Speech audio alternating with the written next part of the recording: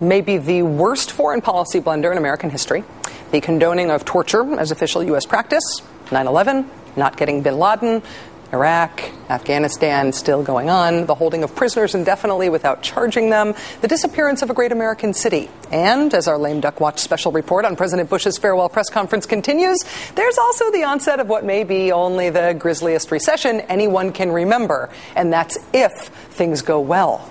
Mr. President, any thoughts? In terms of the economy, look, I inherited a recession. I'm ending on a recession. In the meantime, there were 52 months of uninterrupted job growth. There have, in fact, been two recessions during George Bush's time in office. The first was a mild economic downturn, which started in March '01. And you know, back in 2001, March came after January, which is when Bush took office.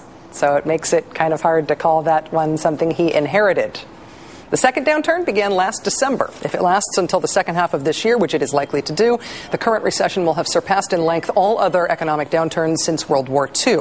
In the meantime, those 52 months of uninterrupted job growth that the president boasted about, factually true and grossly misleading. There was sustained job growth from September 2003 through January 2007. That is 52 months. But lots of economists, including some former Bush advisors, say that the nation's economic expansion at that time was driven by interrelated bubbles in the housing market, consumer spending, and the financial markets. According to IHS Global Insight, from '02 to '06, the housing boom generated about 600,000 to 800,000 jobs that otherwise wouldn't have been created. Jobs built to last until the phony baloney bubble burst. Since the bursting, job numbers have declined in every month since January 2007. 2.6 million jobs disappeared last year alone. 2.6 million jobs. That's the most job losses since World War II. And unemployment hit a 16-year high of 7.2% in December. Overall, during Bush's 8 years in office, a net total of 3 million jobs were created. In comparison, about 21 million jobs were created under President Clinton. Yet President Bush and his advisors are still trying to rewrite his record on the economy. Bush's chairman of economic advisors recently said that, quote, "It does look like a great 8 years, aside from the last quarter, unfortunately." Or, if you will, we had this amazing house of cards that totally amazed everyone, and it stayed standing for longer than most houses of cards, and then a stiff breeze flattened it entirely. Good for us!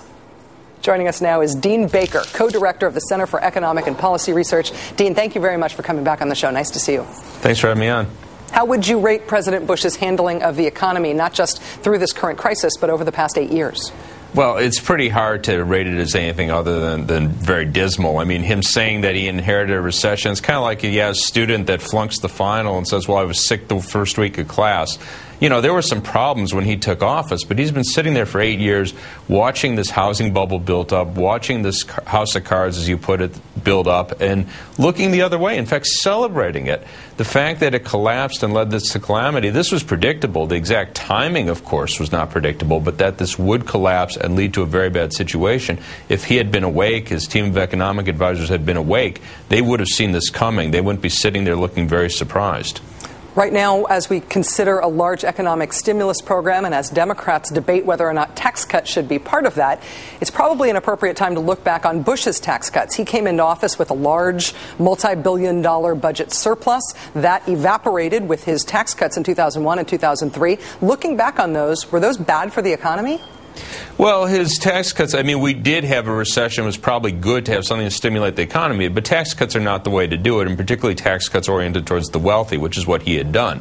So we needed stimulus given the downturn that we were facing in 2001, 2002. That helped boost the economy, but this was the least effective way to do it. We should have done it as President Obama is talking about now, with infrastructure, with clean jobs, with spending of different sorts. And if you do tax cuts, you direct them towards low and moderate income people would spend them, not to the very wealthiest people in the country, as President Bush did. So that was not the way to go. President Bush, on behalf of the president-elect, has now formally asked Congress to release the rest of the TARP funds. And part of that money, they say, will be used to help homeowners facing mortgage foreclosures. Do you think this is a good idea? Well, you have to look at how that goes. I mean, one concern I have is often what's portrayed as relief to homeowners is in fact relief to banks. So if we're giving banks a lot of money to keep people in their homes in which they have no equity or they're falling in price, that's probably not a real good deal. So you have to look at that very, very carefully. Not to say we do want to help homeowners. Absolutely. We should be trying to help out homeowners, but we want to do it in a way that the beneficiaries are the homeowners, not the banks. And I'm not sure at this point how this will be structured. Dean Baker of the Center for Economic and Policy Research. Even when you don't have the answers, you help us figure out the right questions, which is very important. Thanks for joining us tonight, Dean. Thanks a lot for having me on.